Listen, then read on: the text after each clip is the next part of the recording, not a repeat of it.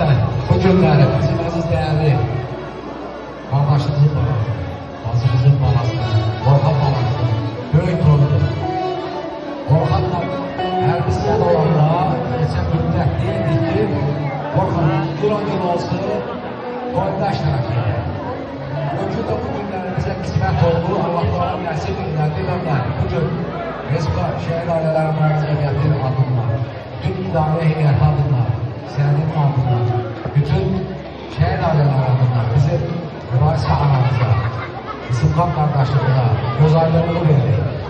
Allah şəhidlərimizə rəhmət eləsin, məkanların cənnət eləsin. Bizim qəhrəman şəhidlərimizin sayəsində, igid qazilərimizin sayəsində, veteranlarımızın sayəsində bugün xalqımız belə gözəl bir toy nişan keçirir.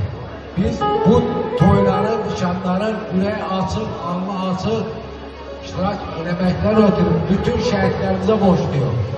Və onun analarına, atalarına borçluyuq.